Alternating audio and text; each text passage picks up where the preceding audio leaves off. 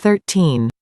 With his cap, Dick slapped the snow from his dark blue ski suit before going inside.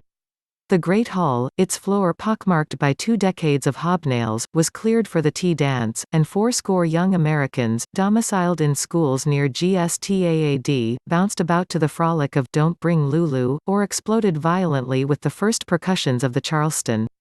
It was a colony of the young, simple, and expensive. The Sturmtruppen of the rich were at St. Moritz. Baby Warren felt that she had made a gesture of renunciation in joining the divers here. Dick picked out the 2 sisters easily across the delicately haunted, soft swaying room. They were poster-like, formidable in their snow costumes, Nicole's of cerulean blue, Baby's of brick red. The young Englishman was talking to them, but they were paying no attention, lulled to the staring point by the adolescent dance. Nicole's snow-warm face lighted up further as she saw Dick. "Where is he?" "He missed the train, I'm meeting him later." Dick sat down, swinging a heavy boot over his knee. "You two look very striking together. Every once in a while I forget we're in the same party and get a big shock at seeing you." Baby was a tall, fine-looking woman, deeply engaged in being almost 30. Symptomatically, she had pulled 2 men with her from London, one scarcely down from Cambridge, one old and hard with Victorian lecheries. Baby had certain spinster's characteristics. She was alien from touch, she started if she was touched suddenly, and such lingering touches as kisses and embraces slipped directly through the flesh into the forefront of her consciousness. She made few gestures with her trunk, her body proper. Instead, she stamped her foot and tossed her head in almost an old-fashioned way.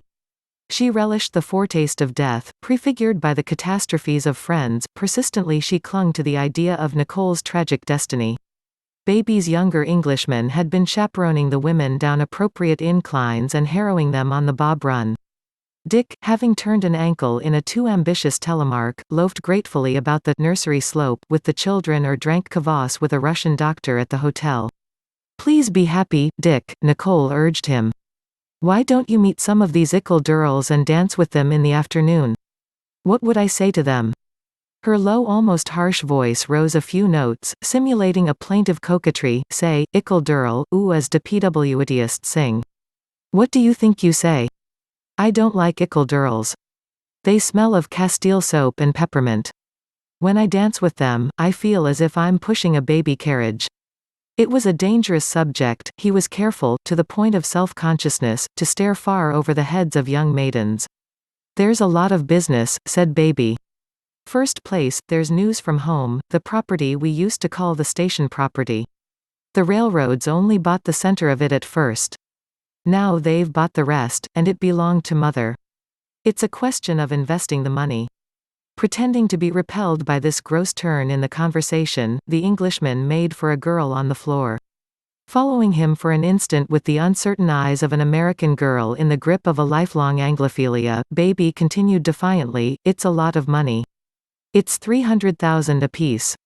I keep an eye on my own investments, but Nicole doesn't know anything about securities, and I don't suppose you do either."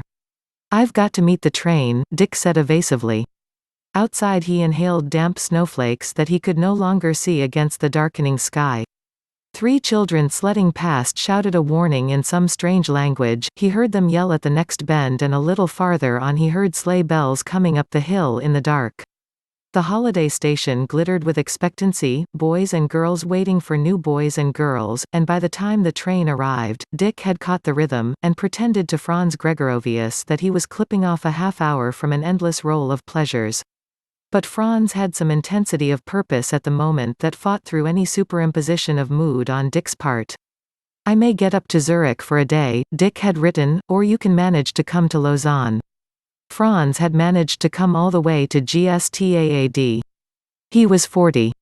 Upon his healthy maturity reposed a set of pleasant official manners, but he was most at home in a somewhat stuffy safety from which he could despise the broken rich whom he re-educated. His scientific heredity might have bequeathed him a wider world, but he seemed to have deliberately chosen the standpoint of an humbler class, a choice typified by his selection of a wife. At the hotel, Baby Warren made a quick examination of him, and failing to find any of the hallmarks she respected, the subtler virtues or courtesies by which the privileged classes recognized one another, treated him thereafter with her second manner. Nicole was always a little afraid of him. Dick liked him, as he liked his friends, without reservations. For the evening they were sliding down the hill into the village, on those little sleds which serve the same purpose as gondolas do in Venice. Their destination was a hotel with an old-fashioned Swiss tap room, wooden and resounding, a room of clocks, kegs, steins, and antlers. Many parties at long tables blurred into one great party and ate fondue, a peculiarly indigestible form of Welsh rarebit, mitigated by hot spiced wine. It was jolly in the big room, the younger Englishman remarked it, and Dick conceded that there was no other word. With the pert heady wine he relaxed and pretended that the world was all put together again by the grey-haired men of the golden 90s who shouted old glees at the piano, by the young voices and the bright costumes toned into the room by the swirling smoke. For a moment he felt that they were in a ship with landfall just ahead. In the faces of all the girls was the same innocent expectation of the possibilities inherent in the situation and the night. He looked to see if that special girl was there and got an impression that she was at the table behind them, then he forgot her and invented a rigmarole and tried to make his party have a good time. "I must talk to you," said Franz in English. "I have only 24 hours to spend here. I suspected you had something on your mind. I have a plan that is so marvelous." His hand fell upon Dick's knee. "I have a plan that will be the making of us two." "Well?" "Dick, there is a clinic we could have together, the old clinic of Braun on the Zugersee. The plant is all modern except for a few points. He is sick, he wants to go up in Austria, to die probably. It is a chance that is just insuperable. You and me, what a pair. Now don't say anything yet until I finish." From the yellow glint in Baby's eyes, Dick saw she was listening. "We must undertake it together. It would not bind you too tight, it would give you a base, a laboratory, a center. You could stay in residence say no more than half the year, when the weather is fine. In winter you could go to France or America and write your texts fresh from clinical experience." He lowered his voice. "And for the convalescents in your family, there are the atmosphere and regularity of the clinic at hand." Dick's expression did not encourage this note, so Franz dropped it with the punctuation of his tongue leaving his lip quickly. "We could be partners. I the executive manager, you the theoretician, the brilliant consultant and all that. I know myself, I know I have no genius and you have. But, in my way, I am thought very capable, I am utterly competent at the most modern clinical methods. Sometimes for months I have served as the practical head of the old clinic. The professor says this plan is excellent, he advises me to go ahead. He says he is going to live forever, and work up to the last minute." Dick formed imaginary pictures of the prospect as a preliminary to any exercise of judgment. "What's the financial angle?" he asked. Franz threw up his chin, his eyebrows, the transient wrinkles of his forehead, his hands, his elbows, his shoulders, he strained up the muscles of his legs, so that the cloth of his trousers bulged, pushed up his heart into his throat and his voice into the roof of his mouth. "There we have it. Money," he bewailed. "I have little money. The price in American money is $200,000. The innovation, airy," he tasted the coinage doubtfully, "steps, that you will agree are necessary, will cost $20,000 American. But the clinic is a gold mine, I tell you, I haven't seen the books.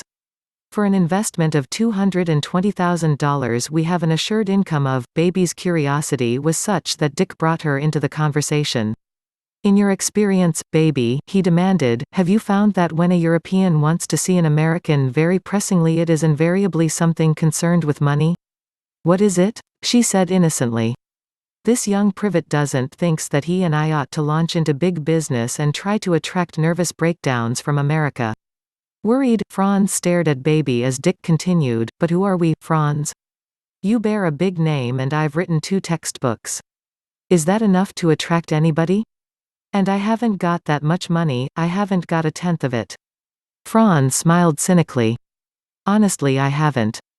Nicole and Baby are rich as Croesus but I haven't managed to get my hands on any of it yet." They were all listening now. Dick wondered if the girl at the table behind was listening too. The idea attracted him. He decided to let Baby speak for him, as one often lets women raise their voices over issues that are not in their hands. Baby became suddenly her grandfather, cool and experimental. I think it's a suggestion you ought to consider, Dick. I don't know what Dr. Gregory was saying, but it seems to me, behind him the girl had leaned forward into a smoke ring and was picking up something from the floor. Nicole's face, fitted into his own across the table, her beauty, tentatively nesting and posing, flowed into his love, ever braced to protect it. Consider it, Dick, Franz urged excitedly. When one writes on psychiatry, one should have actual clinical contacts. Jung writes, Bleuler writes, Freud writes, Forel writes, Adler writes, also they are in constant contact with mental disorder. Dick has me, laughed Nicole. I should think that'd be enough mental disorder for one man. That's different, said Franz cautiously. Baby was thinking that if Nicole lived beside a clinic she would always feel quite safe about her. We must think it over carefully, she said. Though amused at her insolence, Dick did not encourage it. The decision concerns me, baby, he said gently. It's nice of you to want to buy me a clinic. Realizing she had meddled, Baby withdrew hurriedly. Of course, it's entirely your affair. A thing as important as this will take weeks to decide. I wonder how I like the picture of Nicole and me anchored to Zurich. He turned to Franz, anticipating, I know. Zurich has a gas house and running water and electric light. I lived there 3 years. I will leave you to think it over, said Franz. I am confident. 100 pair of 5-pound boots had begun to clump toward the door, and they joined the press. Outside in the crisp moonlight, Dick saw the girl tying her sled to one of the sleighs ahead. They piled into their own sleigh and at the crisp cracking whips the horses strained, breasting the dark air.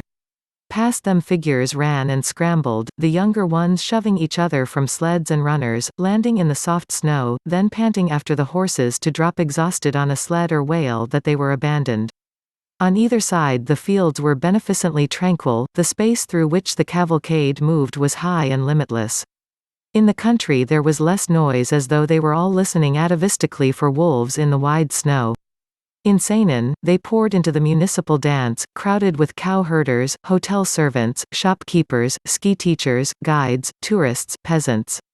To come into the warm enclosed place after the pantheistic animal feeling without, was to reassume some absurd and impressive knightly name, as thunderous as spurred boots in war, as football cleats on the cement of a locker room floor.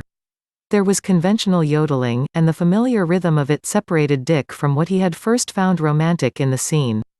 At first he thought it was because he had hounded the girl out of his consciousness, then it came to him under the form of what Baby had said, we must think it over carefully, and the unsaid lines back of that, we own you, and you'll admit it sooner or later.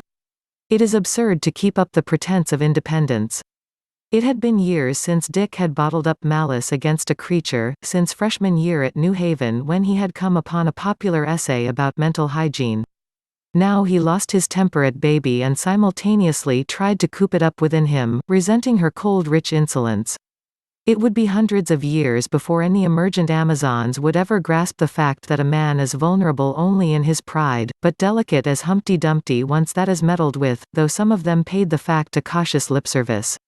Dr. Diver's profession of sorting the broken shells of another sort of egg had given him a dread of breakage. But there's too much good manners, he said on the way back to GSTAAD in the smooth sleigh. Well, I think that's nice, said Baby. No, it isn't, he insisted to the anonymous bundle of fur. Good manners are an admission that everybody is so tender that they have to be handled with gloves. Now, human respect, you don't call a man a coward or a liar lightly, but if you spend your life sparing people's feelings and feeding their vanity, you get so you can't distinguish what should be respected in them. I think Americans take their manners rather seriously, said the elder Englishman. I guess so, said Dick. My father had the kind of manners he inherited from the days when you shot first and apologized afterward. Men armed, why, you Europeans haven't carried arms in civil life since the beginning of the 18th century, not actually, perhaps, not actually. Not really. Dick, you've always had such beautiful manners, said Baby conciliatingly. The women were regarding him across the zoo of robes with some alarm. The younger Englishman did not understand. He was one of the kind who were always jumping around cornices and balconies, as if they thought they were in the rigging of a ship, and filled the ride to the hotel with a preposterous story about a boxing match with his best friend in which they loved and bruised each other for an hour, always with great reserve. Dick became facetious. So every time he hit you, you considered him an even better friend? I respected him more. It's the premise I don't understand. You and your best friend scrap about a trivial matter. If you don't understand, I can't explain it to you, said the young Englishman coldly. This is what I'll get if I begin saying what I think, Dick said to himself. He was ashamed at baiting the man, realizing that the absurdity of the story rested in the immaturity of the attitude combined with the sophisticated method of its narration. The carnival spirit was strong and they went with the crowd into the grill, where a Tunisian barman manipulated the illumination in a counterpoint, whose other melody was the moon off the ice rink staring in the big windows. In that light, Dick found the girl devitalized and uninteresting. He turned from her to enjoy the darkness, the cigarette points going green and silver when the lights shone red, the band of white that fell across the dancers as the door to the bar was opened and closed. Now tell me, Franz, he demanded, do you think after sitting up all night drinking beer, you can go back and convince your patients that you have any character? Don't you think they'll see you're a gastropath? I'm going to bed, Nicole announced. Dick accompanied her to the door of the elevator. I'd come with you, but I must show Franz that I'm not intended for a clinician. Nicole walked into the elevator. Baby has lots of common sense, she said meditatively. Baby is one of. The door slashed shut, facing a mechanical hum. Dick finished the sentence in his mind. Baby is a trivial, selfish woman. But 2 days later, sleighing to the station with Franz, Dick admitted that he thought favorably upon the matter. We're beginning to turn in a circle, he admitted. Living on this scale, there's an unavoidable series of strains, and Nicole doesn't survive them. The pastoral quality down on the summer Riviera is all changing anyhow. Next year they'll have a season. They passed the crisp green rinks where Wiener waltzes blared and the colors of many mountain schools flashed against the pale blue skies. I hope we'll be able to do it, Franz. There's nobody I'd rather try it with than you. Goodbye, GSTAAD. Goodbye, fresh faces, cold sweet flowers, flakes in the darkness. Goodbye, GSTAAD, goodbye.